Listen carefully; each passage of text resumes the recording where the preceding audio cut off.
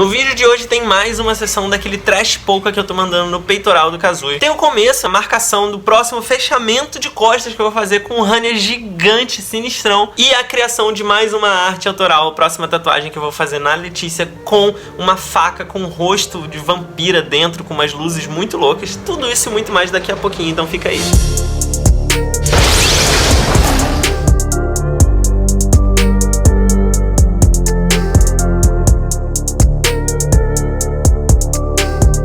Mas antes mesmo de começar, eu quero te pedir para deixar aquele like no vídeo, porque ajuda pra caramba o canal. E se você é novo aqui, se você tá chegando agora, eu te convido a se inscrever e ativar o sininho para receber todas as notificações, porque são 5 vídeos por semana, é bastante conteúdo, e assim você não perde, não fica de fora de nada. E por último, me segue lá no meu Instagram, @raontatu, porque eu posto quase todo dia nos stories um material complementar a esse aqui, você vai poder acompanhar tudo que rola lá e ver meus trabalhos finalizados no feed. Então é isso. Muito obrigado e agora sim, vamos pro vídeo.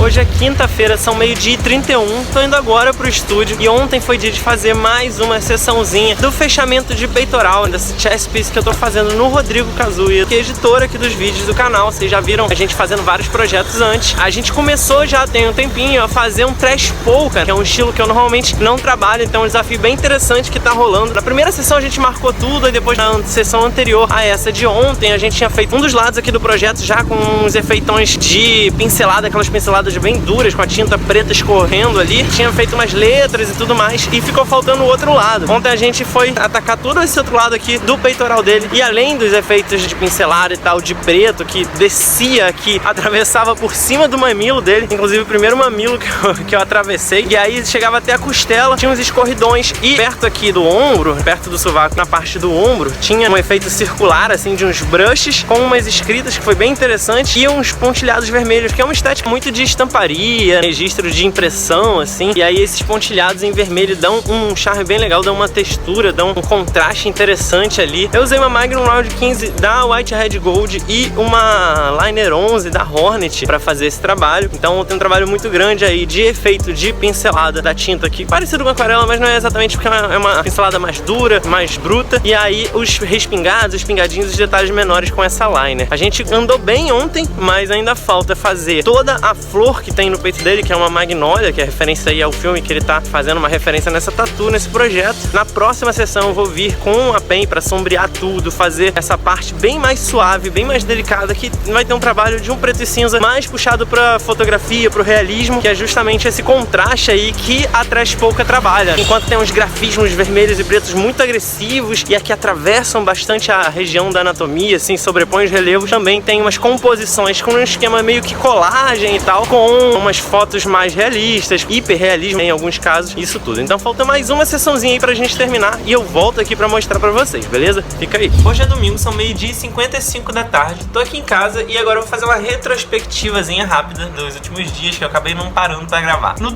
foi dia de começar aquele fechamento de costas com a Hania nas costas do Vitor. Ele chegou lá pra gente decalcar, então foi um trabalho ali, primeiro bem demorado pra preparar todo o stencil e tudo mais. Eu tive que imprimir algumas vezes várias folhas, montar o quebra-cabeça da imagem pra testar o tamanho, ver se tava encaixando direitinho, fazer alguma adaptação, aumentar um pouco e tudo mais. Então primeiro eu imprimi numa folha normal, folha de impressora normal, só pra montar mesmo. Ele foi dividido em 6 partes, 3 em cima e 3 embaixo de uma folha A4, 3 folhas em cima e 3 embaixo, que deu mais ou menos o tamanho ali pra encaixar nas costas dele. Eu tive também que adaptar alguns detalhezinhos na parte de cima do desenho, onde ia ser feito a cobertura. Ele tem o desenho de uma flor na parte do meio das costas que ele queria cobrir com essa tatu, e a ideia é encaixar ali nessa parte onde tem os cabelos ali da Hania e fazer essa cobertura direitinho. Só que como eu fiz essa arte sobre a foto que ele me mandou, eu não cheguei a tirar o molde e tal, porque na época que ele mandou eu tava viajando e acabei fazendo na correria, então eu precisei dar uma certa adaptada pra poder fazer encaixe perfeitinho. Nada demais, só aumentar um pouco essa região, tirar um detalhe ali do splash d'água que tava um pouco atravessando, jogar um pouco mais pra cima, uns detalhes relativamente simples ali pra poder abrir espaço e essa área ser uma área que vai ficar bem escura na hora que a gente for tatuar, que vai fazer esse disfarce, essa cobertura aí que ele tem. E aí a gente decalcou, conseguimos tirar, não foi tão ruim assim, consegui decalcar de segunda tentativa, um stencil que eu dividi em duas partes, parte superior e parte inferior. Eu sempre vejo como dividir de acordo com a geografia da coluna, quanto é curvado e tal. Então, por por exemplo, no caso dele que a parte de cima era bem larga e a parte de baixo era mais plana assim, eu consegui dividir a parte de cima, fazer toda a distorção da imagem e encaixar a parte de baixo, e depois um trabalhinho ali a mais de caneta Sharpie, caneta marcadora, pra terminar de ajeitar, corrigir algumas falhinhas, enfim, sempre tem alguma coisinha pra mexer até ficar perfeito. Então gastei ali umas 2 horas pelo menos preparando tudo e decalcando. Fechamento, começo de fechamento sempre é assim. Depois a gente foi traçar, fazer a marcação, na verdade. Então, como eu já expliquei em outros projetos aqui, para fechamentos eu primeiro marco tudo com sume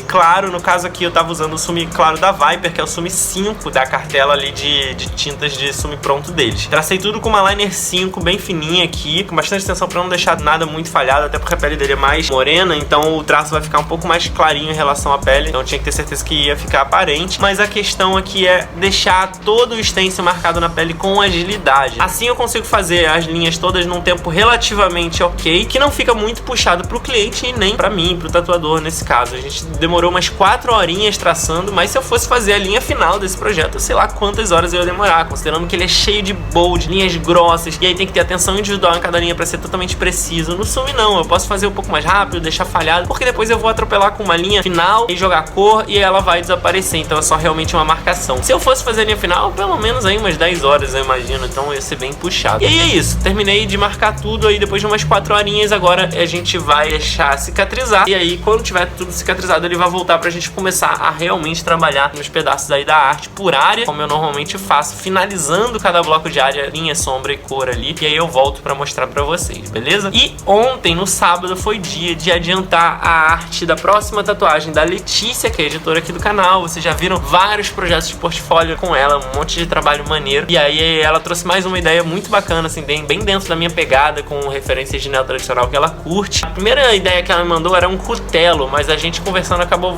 mudando pra ideia de uma faca mesmo, mas ela queria fazer, né, uma arma branca, uma de corte ali, uma coisa assim na lateral da costela, com uma referência de umas imagens que ela me passou. A primeira imagem, na verdade, que deu origem a essa ideia era uma imagem que ela usa de tela do celular, do wallpaper, que era uma boca de uma vampira com os dentes e um piercing desses de nariz de argola enfeitado assim, com umas cores, umas luzes, umas cores azul e vermelho. Então ela queria pegar essa ideia dessa parte aqui assim do rosto de uma mulher vampira com essas cores, com essa paleta de cores, então ela me passou essa referência. Inclusive ela fez essa colagem com uma imagem lá do cutelo pra me passar a ideia e tudo mais das cores. Ela já sabe que eu gosto de brincar com essas cores bem piradas, eu gosto de ir bem pra psicodelia e tal, então prato feito aí pra mim. A gente trocou mais umas referências, eu vi uma outra faca que era bem interessante com o cabo e com o desenho dela, passei pra ela, ela curtiu, então a gente acabou abordando por esse lado. Peguei algumas fotos de faca pra achar referência no molde, no modelo, usei uma como base que era mais ou menos no mesmo estilo dessa que a gente viu, mas fiz na hora de fazer as linhas, fiz algumas adaptações, algumas estilizações pra deixar ela mais do jeito que eu queria. A primeira mudança era o ângulo, eu queria que ela estivesse apontando pra baixo com a parte de cima ali, onde é a parte sem fio,